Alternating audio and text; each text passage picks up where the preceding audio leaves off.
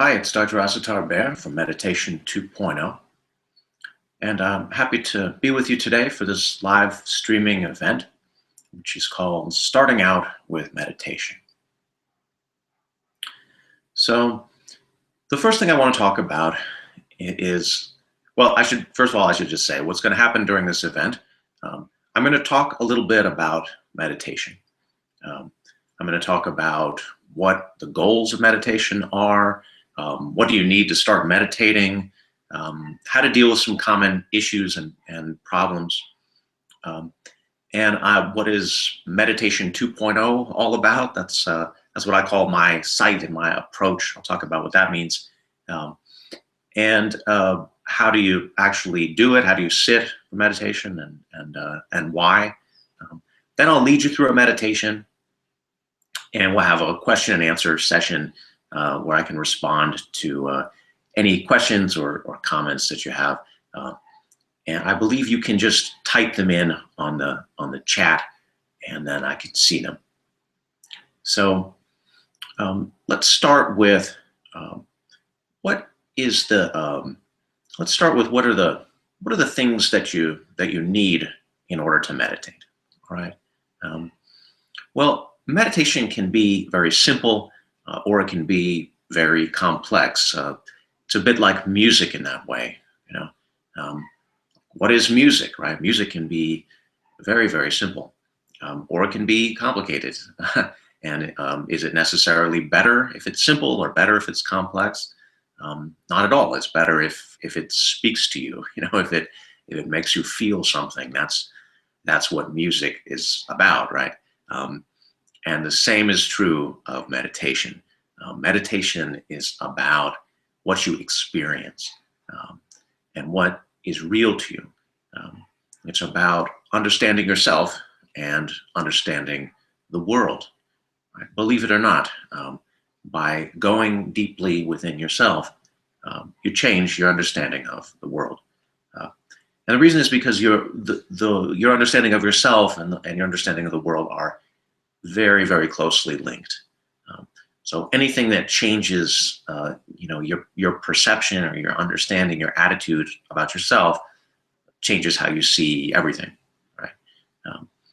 All right. So to return to the three things you need. So the first thing is you need a certain intention, right? Why are you meditating? What are you trying to do here? So it's good to be as clear as possible about that, right? So maybe you're like, my thoughts are just like going crazy right now. I'm upset. I need to just settle down, right? That's a great reason to meditate. There's lots of great reasons to meditate, right? It's just about being clear with yourself. What are you trying to do right now? All right, so that's the first one, a certain intention, right? Your intention could also be very diffuse. You could say to yourself, well, I'm just going to be mindful, right? That's a huge word right now, right? Mindfulness. I'm going to experience mindfulness, whatever that means to you, right? Or you could say, I'm just going to, stop trying and just be. So that's a pretty diffuse one. In my view, it's always best with anything to try to be as specific as possible, right? Like, what do you mean by that? Then you'll have a better shot at getting it, right? All right, so number two, you need a certain understanding of what you're doing, right? So like I said, meditation doesn't have to be complex. It can be very simple. But you need to have an understanding of, well, what is it that I'm trying to do? And especially since, when you meditate, you're taking away a lot of external feedback, right? It's when you're trying to do something that has built-in feedback, like let's say you're trying to balance on a wire, right? Like, hey, when you're succeeding at that and when you're not, right? You're not, you fall off the wire. So with meditation, you need a certain understanding of it so that you can see, like, okay, well, am I doing this or not, right? And that's what learning meditation is about, right? It's affecting your understanding of what you're doing. It's giving you an understanding of that. So as you learn more about meditation, then it should help you. And it might affect what you intend to do as well, because you might see more possibilities in it. You might say, oh my God, it can be used for that. I didn't know that. Right? Okay, so, and number 3 is, what is the purpose of this in your life, right? Why am I meditating in a macro sense? What am I hoping that it's going to do for me? And that gets in. This is obviously like pretty closely related to why you sat down now, right? The first one, intention. But you need all 3 of these. And of course, you might need some other things, right? You might need to set aside some time. It's always great to have a place where you do it. It's always great to feel inspired, but maybe you don't have any of that stuff, right? None of that stuff is really necessary.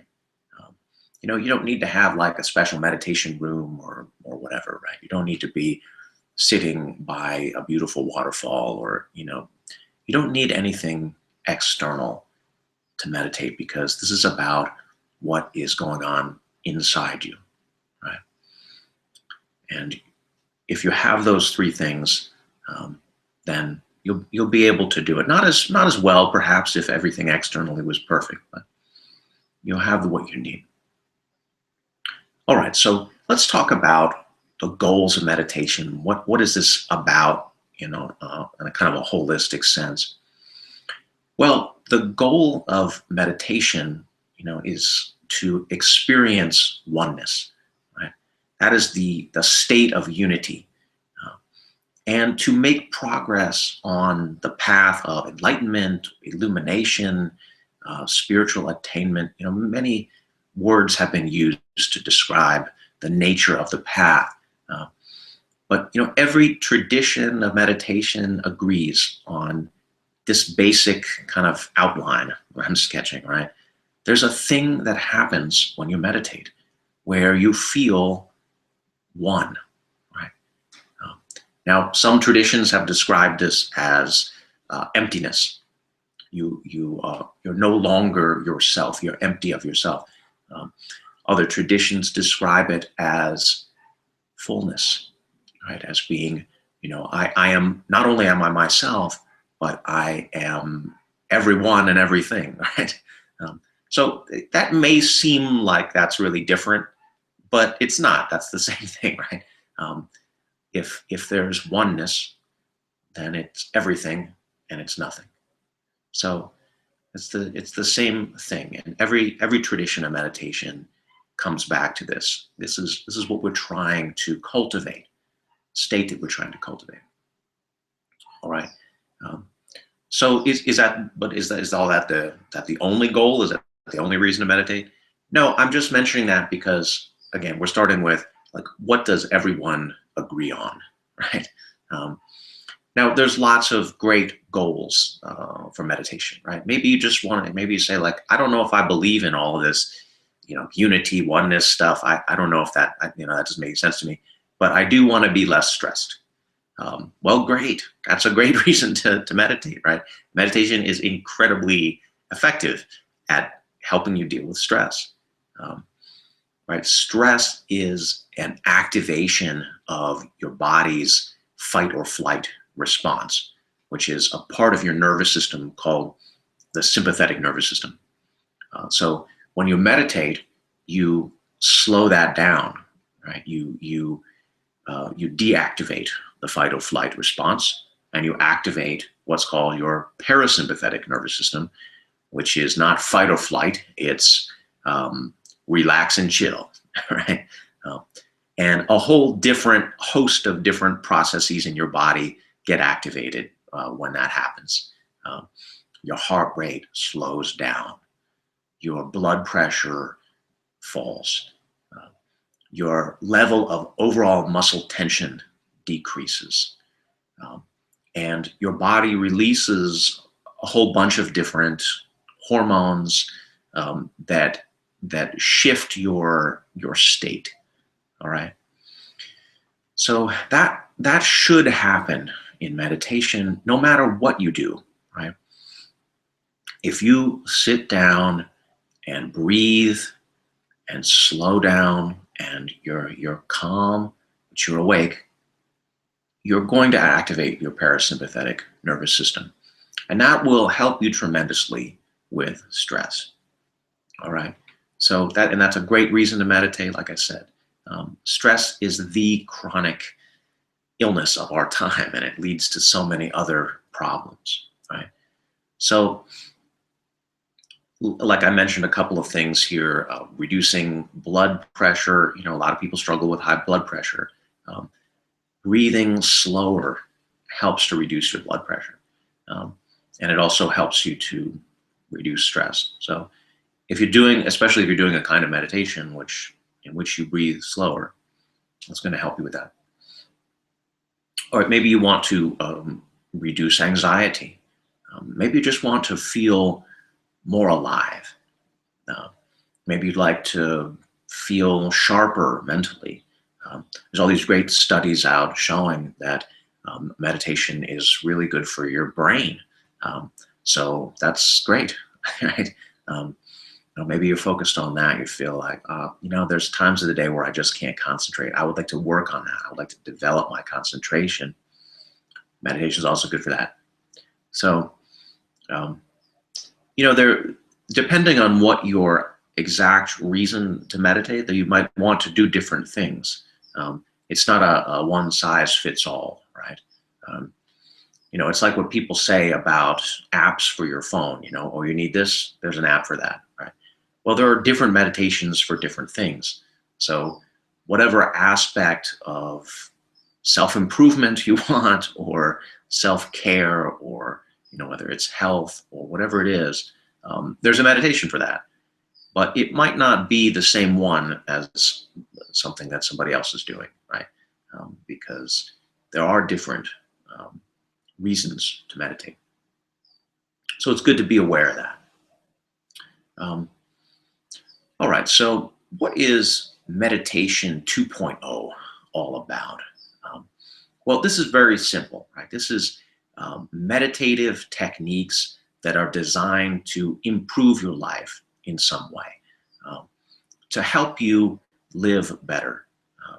That's meditation 2.0. And that might seem like really straightforward. Why do you have to call that anything, right? Isn't that just, I don't know, but I just want to contrast this to meditation 1.0, which is, it used to be that in order to be good at meditation, you had to pretty much leave everything about your life behind. Meditation was practiced in dedicated communities or in isolation. And that's what we think of when we think of somebody who's good at meditation. We think of like the sage on a mountaintop, or in a cave, or in the forest, or right. That's what we think of.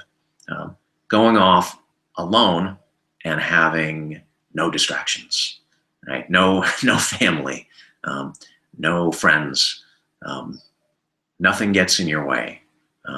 There's no internet. There's no nothing, right? Do you have to make money? No. How do you make it? Well, people give you food, perhaps, or it's a pretty tough way to go, right? How do you actually do it? Well, it's difficult. So, because that's the history, we have that idea of, oh my gosh, that's what it takes. Well, it's discouraging, right? So meditation 2.0 represents the next wave, right? Where we're saying, how can we use these incredibly powerful, authentic meditative techniques to live better in the modern world, right? Not to go away from life, but to live life from the perspective of our better selves, our higher selves, right? How can we do that on a day-to-day level? How can we, make a living with, being who we really are, right? Or how can we relate to others, even when we're at our worst, like we're stressed or we're upset, or, how can we still relate to others from a place of integrity and wholeness? How can we be our authentic selves, even when a lot of the messages of modern life are telling us not to, right? That's what meditation 2.0 is about. You shouldn't have to go to the mountaintop, right? How can you bring that mountaintop feeling to you and live from that place? So, I think I call, what I do, I call it meditation 2.0. I think this is the kind of wave that everybody's on right now. I think every modern spiritual teacher, meditation teacher is essentially dealing with the same problem, which is, how do we take these techniques and actually apply them so that it makes people's lives better, right? That is where the rubber meets the road. And that means that there's a shift in emphasis, because a lot of meditation techniques were developed for an isolated life, right? There aren't a lot of techniques that are, have been used for thousands of years that have to do specifically with, like, being a better, husband or wife, right? I mean, that wasn't the concern of people who were developing these techniques and practicing them. Their concern was, how do I reach enlightenment, right? I mean, that was pretty much the only concern, right? If you didn't have relationships, then you weren't really that interested in, well, how can I be enlightened in my relationships, right? That's not the question. But now it is. That's what's exciting about this moment in time right now. All right. So that's meditation 2.0. I hope that makes sense to you. All right. So a lot of people have asked me this. How do I have better concentration? And I think that's a great question. So I want to speak to that a little bit. So there are a lot of exercises in meditation have to do with increasing your ability to concentrate. All right. So let me just explain briefly, like, what does that mean, right? Well, concentration means holding your mind steady. Okay. Now, it's to the point sometimes where it feels like all I'm doing is focusing on just this one thing, right? Everything else falls away. That's what happens when you're really concentrating, right? And I've got a story about this. It's a golf pro is lining up a shot, and it's a real tense shot. It's a putt, right? It's a real tense situation, and right as he's about to take the shot, and this train goes by, and it makes this huge racket, right? And it's blaring its horn and making this big, and then he takes the shot right during that, and sinks it. Wins the match, and then people come to him afterwards and they're like, "My God, when that train went by, I was like, what?" Did that mess up your concentration? And he says, "What train?" What train? You didn't hear the train. So focused on the ball and the process of lining up the shot that there was no room for anything else. So all right, that's really good. That's really good concentration. Now, of course, what usually happens is that you can shift from one thing to another very quickly. Your mind has got that incredible ability. So you might find your concentration isn't that unwavering. You might be able to, like, shift to something else, notice that that's happening, and then shift back, and that's still good. That's still concentration, right?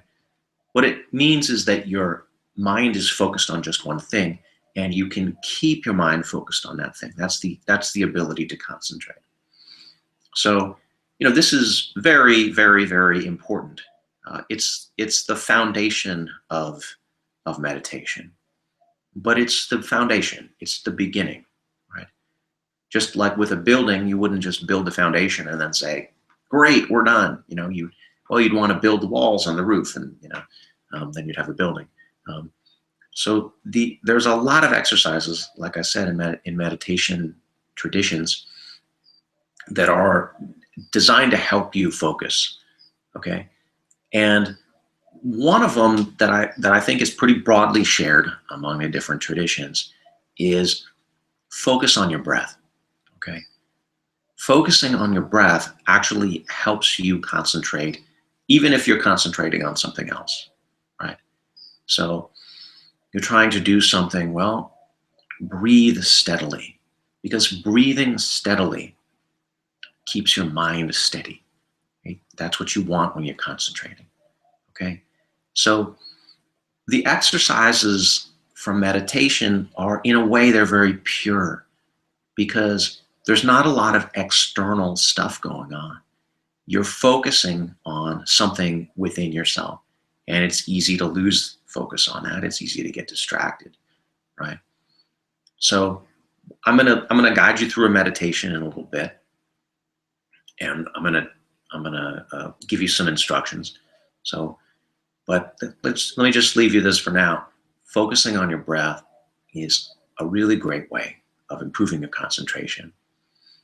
And there's lots of other ways too, right? That's not the only way. So doing anything, right, focusing on anything improves your ability to focus.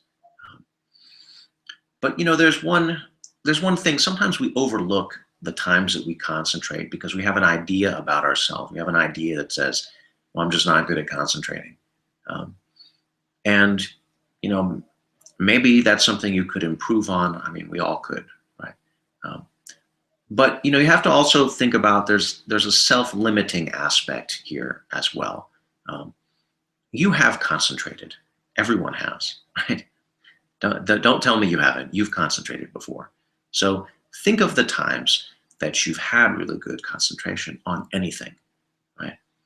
It could be on a video game, right? It could be on a bug that you're looking at, right? Like, wow, what is this bug about, right? It could be making love. I mean, that's a time when we're really focused on just one thing, right? Might not find your mind wandering too much during that time. So appreciate the times that you really are focused, right? Work on that. Notice what that feels like, right? That's another way to get better at concentration. Notice when you're doing it well. And usually we find it easy to concentrate on the things that we enjoy, right? So that's another secret to concentration. Concentrate on something that you enjoy. Concentration is always going to be hard, right? It's hard to focus your mind. It's hard to keep your mind steady. When you're doing it with something you don't like, you're making it even harder. So make it easier on yourself, right? So that's my advice for if you have trouble concentrating.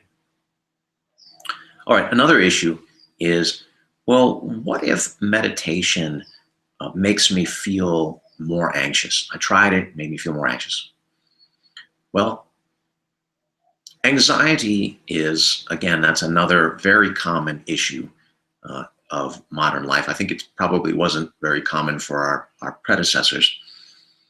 What they dealt with was fear, the shot of adrenaline, rush of fear. We have the low-grade buzz of anxiety. Well, it's the same thing. It's fear. It's just not. It doesn't have the intensity, and then it's something that's sort of it's always got that. It's always with you, right? So here's what happened for me when I noticed this in myself. When I feel anxious, my thoughts are like racing, right? The actual pace of my thoughts feels faster. And my thoughts, it's not like I'm developing new theorems or something like that, right? My thoughts are just kind of circling around in this crazy, unpredictable pattern, and then I think of the same thought again, and yeah, what if this, and it just kind of goes on and on, right? So one of the things that's really helpful for anxiety is slowing yourself down, right? Slowing down your thought process. Now you might be saying, oh, slow down your thought process. Well, great. Like that's maybe easier said than done. And yeah, that's true. But there is a secret to it, which is that if you breathe more slowly, then your thoughts will eventually also slow down. Isn't that amazing? Yeah. If you sit still and breathe slowly, your thoughts will settle down. Your thoughts will slow down, and you'll feel less anxious.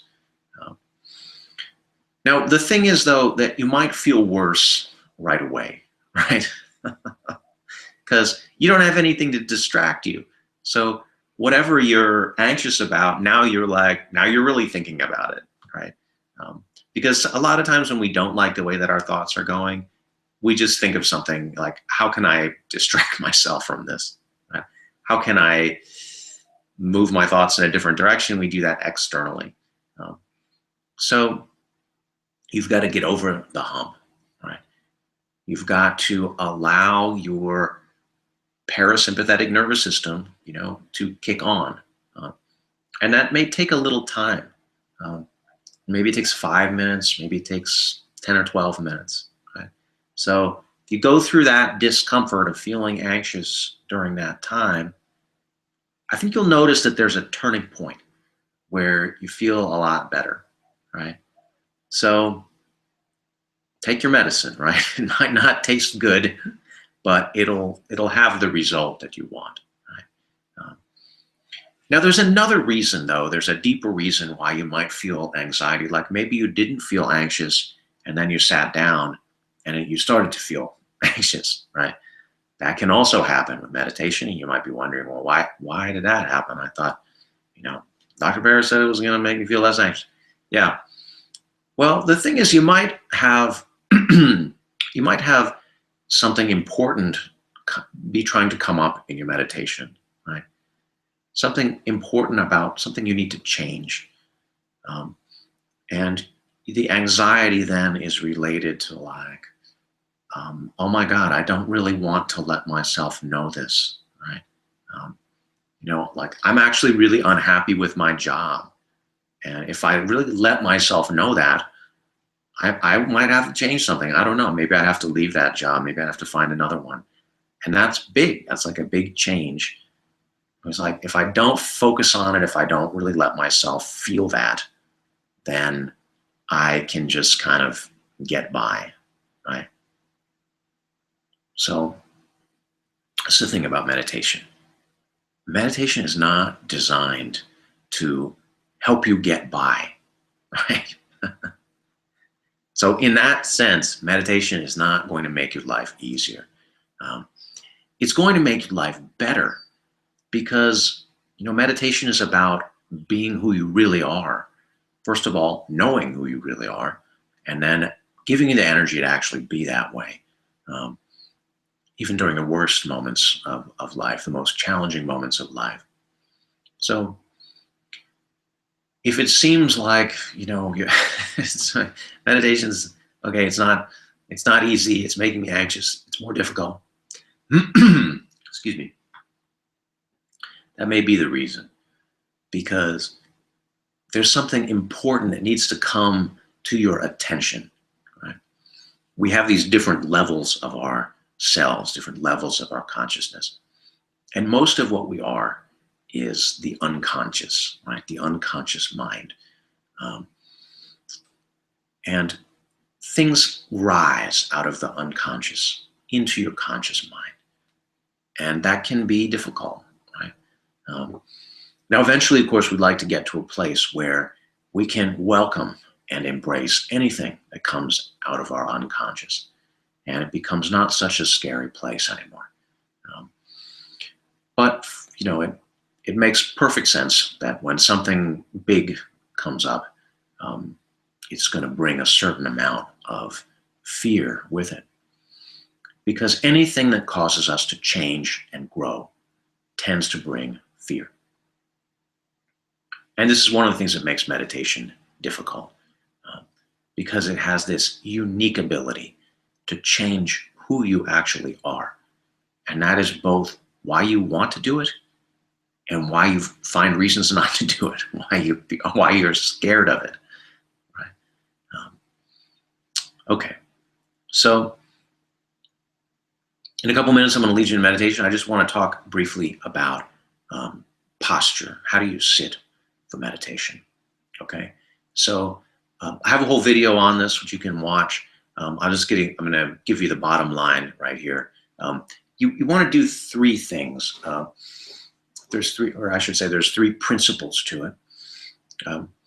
You want your back to be really upright. Okay, so right now I'm actually sitting on one of the worst things for meditation, which is a couch, right? Because I'm not sitting on it the way we usually do. Here's how you usually sit on a couch, right? Like this. And you can see, like, my back isn't particularly straight there, right? I'm sitting back. So right now I'm sitting on the edge of the couch. Okay, so my back can be upright. That's the first principle, right? Upright spine. And you also want your head to be in alignment. Okay, so that goes along with it. All right, you don't want to be sitting in such a way so that your head is kind of like forward like this, or back like this, or to the side, or don't do anything weird like that. All right, just try to sit so that you're in alignment. Okay, so the second thing is you want your knees to be slightly lower than the level of your hips.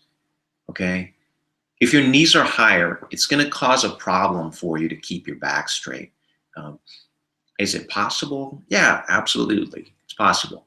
It's just that you're going to have to exert more muscle action to keep your back straight. And what's going to happen is your muscles are going to get tired and you're going to start slouching down. Right? Reason we don't want to slouch is because it's not energetic enough, right? When you slouch down, you're like, all right, your energy gets low. You need to be upright, okay? And the third thing is try to relax as much as possible, given that you're upright and fully energized, okay? So you try to relax within the posture.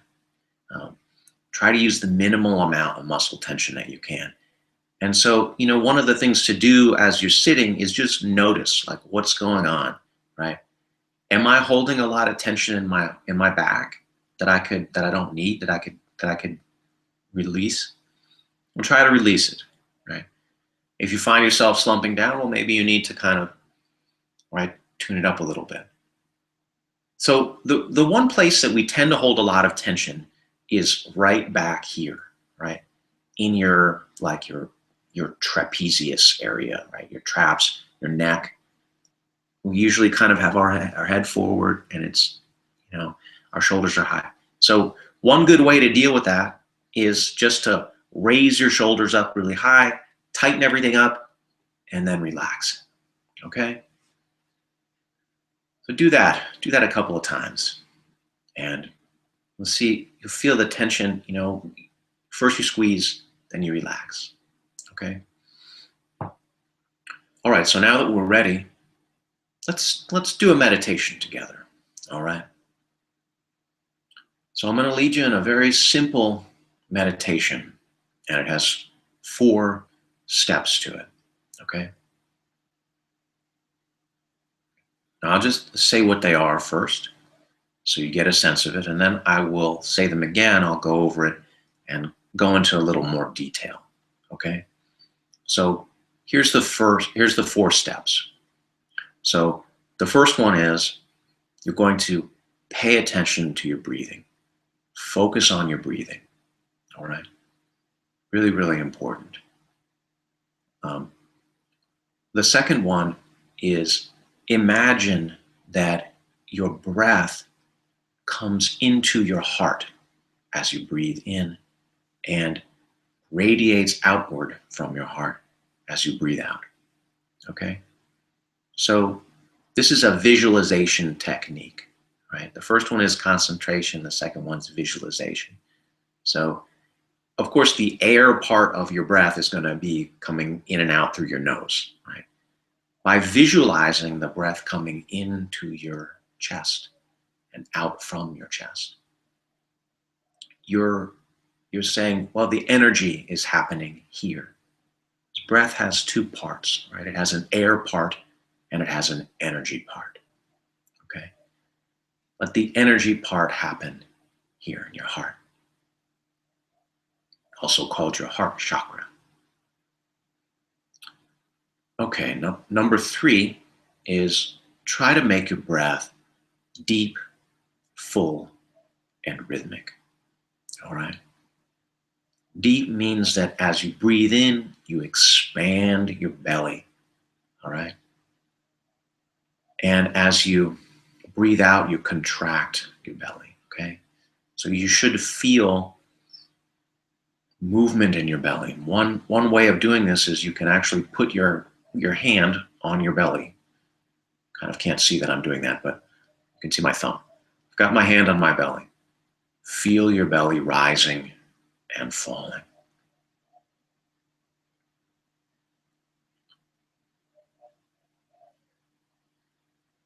Now, rhythmic means breathe in for the same amount of time as you breathe out.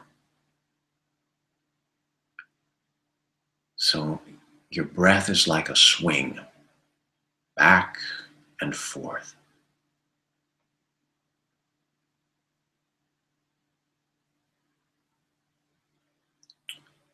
Deep, full, and rhythmic.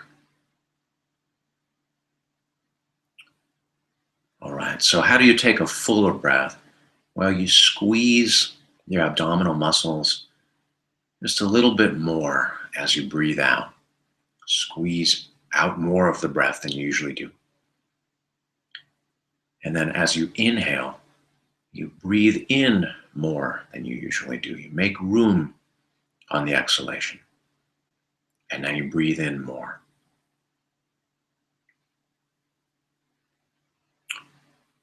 Okay, and step 4 is as you inhale, think of receiving.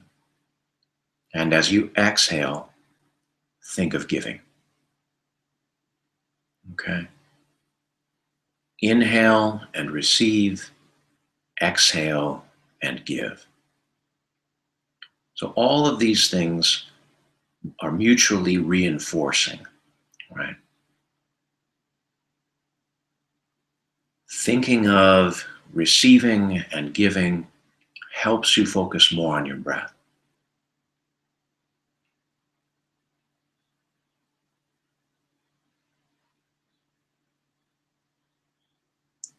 Thinking of your heart as you're breathing. You can even take your hand and place it on your chest. Right? Or even take both hands. Right?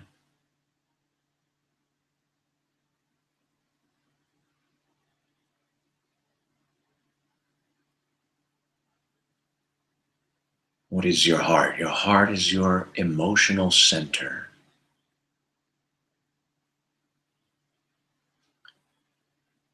Where your unconscious mind can connect with your conscious mind.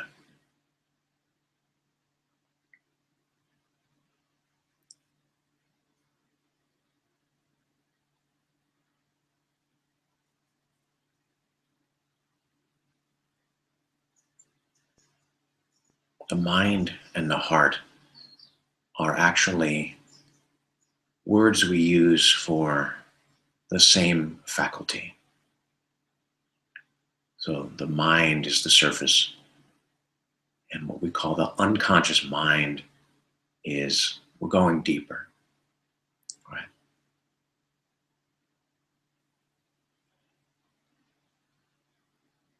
Meditation opens the door between your conscious and your unconscious mind.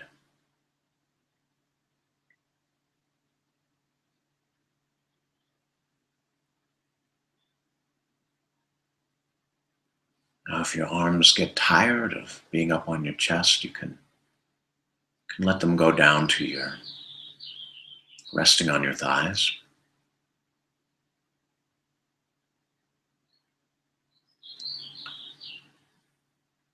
You get distracted and you come back to your breath. Inhale and exhale.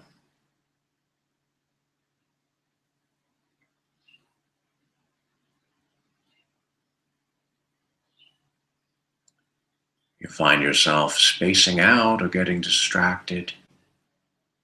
You just take a hand and place it on your belly, right? What your hand is doing, your mind is doing usually.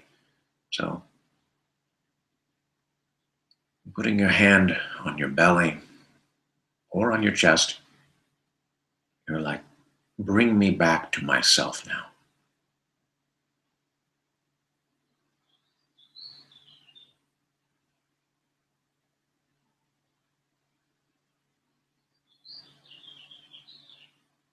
Now consider as you breathe all of the things that go along with receiving. What are you receiving as you breathe in? New energy, new inspiration, new life. Your body is being nourished by your breath.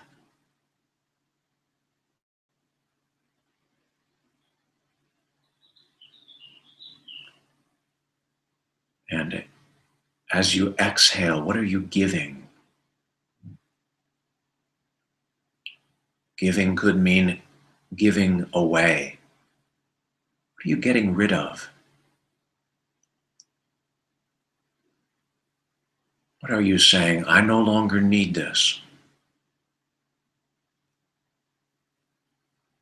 Perhaps it's an idea you have about yourself that you realize is not true. So give it away. Allow that thought to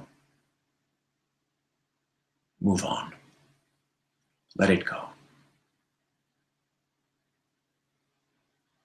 Maybe it's anger, or maybe it's fear. It's something that no longer serves you. Let it pass through you and move on.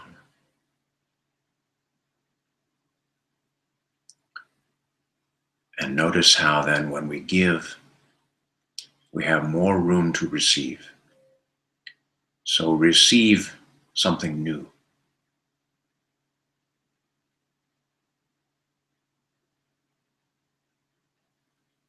Receive new nourishment, new revitalization. Because breath is life. Receive new life. And give away the old you no longer would like to be.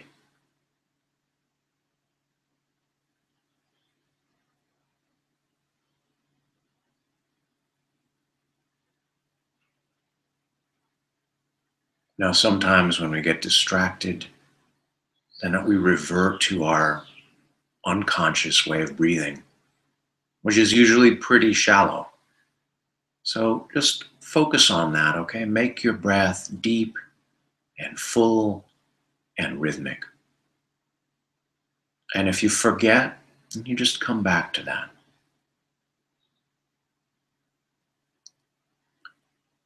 Isn't it amazing how these four things just go together so synergistically, right? Focusing on your breath goes along so well with imagining that your heart is breathing. Right? It goes along so well with, well, breathe more deeply, more fully, more rhythmically, right?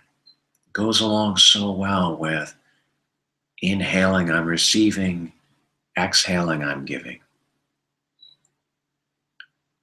In a beautiful, even rhythm. By giving more, I can receive more, which then allows me to have more to give. So another thing that it could mean to give is it could mean I'm giving the best of myself. I'm doing my best. I'm expressing myself. I'm learning who I am by expressing the energy of my heart. Right? Consider that as you breathe out.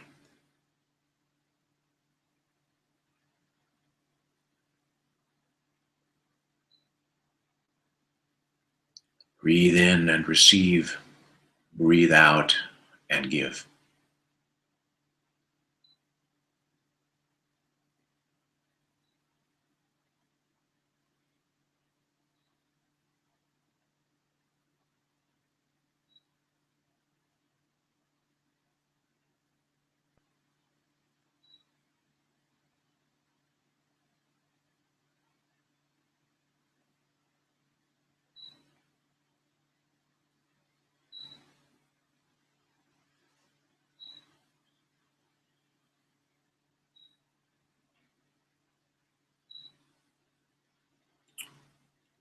All right, well, let's end our meditation there. Thank you.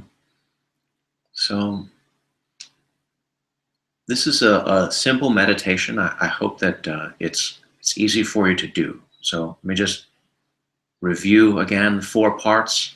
Focus on your breathing, number 1. Number 2, imagine that it's your heart that's breathing. That should help you focus more on your breathing.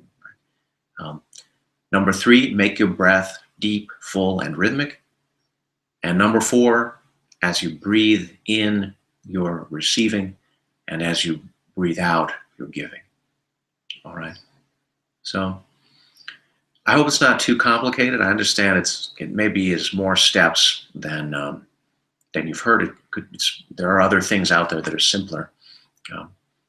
The reason that we might make something a little more complicated is it actually helps your mind focus, right? When something is too minimal or too spare, it's often difficult. It's more difficult to focus on, right? So, because our minds are just like really clever, right? You know, if I maybe I just said the first one, like just focus on your breath. Well, you know, you do that for a little while, and then your mind would go, yeah. I'm already like really good at focusing on my breath. What's next? You know, what else can I think about? You know, like, and then pretty soon you're distracted, right? So it's like you want to challenge your mind enough, you know, give your mind something to do. Your mind is like a restless horse, right? Give your mind a plow to pull, you know, because your mind likes having a task. Your mind, you know, your mind likes being put to work. Your mind actually likes being useful. So this is another good reason why it's good to cultivate a respectful attitude towards your mind. You know, don't be mad at your mind. You know, your mind just does what it does. You work with your mind respectfully. Okay, so I promised that I'd answer questions. You guys have questions out there? Let me see if I can bring up the chat window. Check on that. Okay. So you guys see this? There's a little window where you can write in a question or a comment. So if you have one, go ahead and write it down, and I'll try and answer it. I do have a couple of things that people have asked me by email, so I want to make sure I cover those. The first one of those is the Lotus Posture the best way to sit? Well, all right, so what is the Lotus Posture, first of all? Lotus Posture is that pose that you see. It's like you see people meditating. It's where you have the legs are crossed and you have one. I'm not gonna do it on my couch, but it's where you have each foot is like they're crossed like this. Oh my God, this is hard to explain in live. Well, Google that. Google the lotus posture, and then you'll see what that is. Is that the best way to sit? I can understand why you might have that idea. This is how the Buddha is always shown sitting, or often, not always, but often shown sitting in the lotus posture in statues and stuff. It's an ancient way of sitting. I don't think it's the best, to be honest. I spent weeks and weeks when I was a lot younger. I spent weeks and weeks stretching and whatever so that I could sit this way. I could not initially sit this way. And I'd like to believe that's because my legs are too strong and muscular, but it's probably just because, I'm stiff or whatever. So it took me a long time to learn how to sit that way. It never really became very comfortable. Some people are different like that, though. Some people can just sit very easily and comfortably in it. That's fine. I don't think it's the best posture for meditation because it is a posture of asceticism. It's a posture of denial. And what it's saying is, every posture actually is saying something. It actually means something, right? What does the lotus posture mean? It means I'm sitting in such a way that I'm very committed to meditation, right? Because think about that. Your legs are like, it's hard to get in and out of, right? You can't just jump up from lotus posture. You have to kind of unfold yourself, right? So it says, I'm committed to sitting still and not moving. And on an energetic level, it says, I'm actually going to close off the energy that flows through my legs. And I'm going to direct that flow. What remains of it, I'm going to direct it upwards. Isn't that amazing?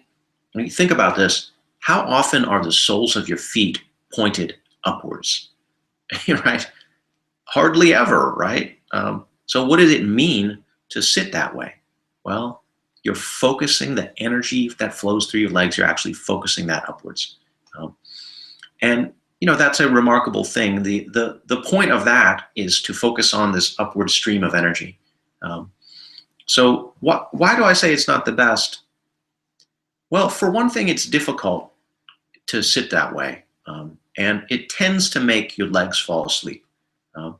And that's bad. You don't want any part of you to fall asleep when you're meditating. Meditation should be about revitalizing your body, your mind, and your spirit. If something falls asleep, it's not really being revitalized. And there is this legend of a great sage named Bodhidharma, and Bodhidharma, according to the legend, sat in a cave for 9 years and reached enlightenment. And after that, he couldn't walk. So, on one level, I love that, the persistence, the dedication that he had, right? Amazing. And on another level, it's like, I don't want you to do anything that's going to hurt your legs, Of course not. So I would say sit in a chair so that you can be very upright. There's no need to do an extreme thing with your posture, right? And it's actually better, I think, if you don't. It's better if you have your feet flat on the floor. It's better if you allow the energy to flow through your body in the more or less the way that it does. You want to enhance it, right? So that's my advice to you about the lotus posture. If you're interested in it and you want to, attain it and whatever, you should. I'm not going to discourage you. I did that, Try it out. See what you get from it. It is an amazing posture. All right. Number two, I have another question. After meditating, I feel really spaced out. What do I do? Well, this is not necessarily the feeling that we want to get from meditation. We don't want to be really spaced out from it, right? You want to feel more fully alive. I mean, that's the feeling I look for, right? So spaced out, I think of that as being like, well, I don't know. Where did I go? I went somewhere else, right? I don't understand it. What happened? Um, I think of spacing out as being that's something that happens when you're not really concentrating. Um, your mind is floating this way and that. So you want to really concentrate during meditation. So try not to space out. If you find yourself spacing out, bring your attention back to the breath. Use the positioning of your hands, right? Bring your hands to your heart. That's an incredibly powerful way of bringing yourself into your physicality and not being on this like kind of mental level where you're drifting from one thought to the next, right? Okay, another question I have here is, how do I keep from falling asleep? So that's a good one. A lot of people deal with this issue in when they're trying to meditate. So there's a number of answers that I could give. Number one, maybe you just need more sleep. Try not to meditate when you're tired. I hope that's not too prosaic of an answer, but another one though is breathe out more. Breathe more fully. So if you find yourself getting fatigued, and I mean this is true anytime during the day. A lot of times you get fatigued in the afternoon. Breathe out more. Squeeze the abdominal muscles as you breathe out, and then breathe in more. That will give you more energy, and you won't feel as sleepy.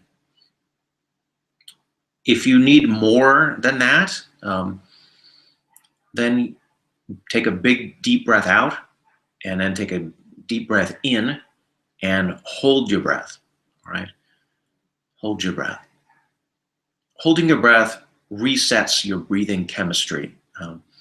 There's this thing that can happen when your breathing gets disrupted, if it's shallow or arrhythmic, or all the different things that our breathing can happen with our breathing during the day. If that happens, you'd fall into something called hypocapnia, which is actually occurs when your blood CO2 level is too low for your tissues to effectively metabolize oxygen.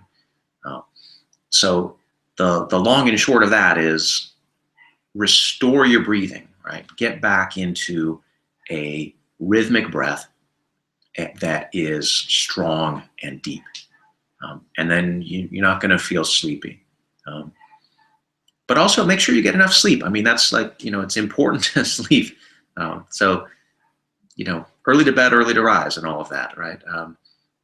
Don't deprive yourself of sleep, unless you really have to. Don't make that a habit, right? And there are times where we have to get by on less sleep, but try not to make it a habit.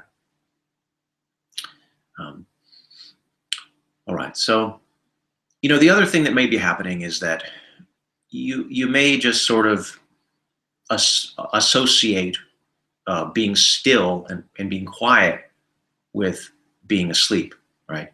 So you may be breathing in the way that you do when you're going to sleep, which is usually, a sleepy kind of breath, where you're breathing like, I don't know if you can pick that up from the thing, right? But don't breathe in a sleepy way. If you breathe in a sleepy way, you're going to get tired and fall asleep, right? So again, make your breath deep, full, and rhythmic, and you're probably not going to have that problem. You're going to feel more vitality. Right? Also, having good posture helps a lot. So make sure your posture is really good. Make sure, sometimes, if your back is resting against something and you start kind of slumping down more and more, try not to do that. Now, if you have back issues and you need back support, you should use it. Just try to make it on the lower part of your back, right? Let the upper part be unsupported. Or if you need full back support, you could eat, that can work. But again, just make sure your breath is really deep, full, and rhythmic. All right. Well, if I can help you learn meditation, I would love that. I have a whole course that I offer on my site, which is meditation2.0.com. We've got a 28-day meditation course. It's mobile friendly, works with video, audio recordings. Each day you get specific instructions so that you know exactly what to do. Check that out at my website. And also let me know if this was helpful to you. If I should keep on doing these live events, let me know. So thanks so much for joining me today. Namaste.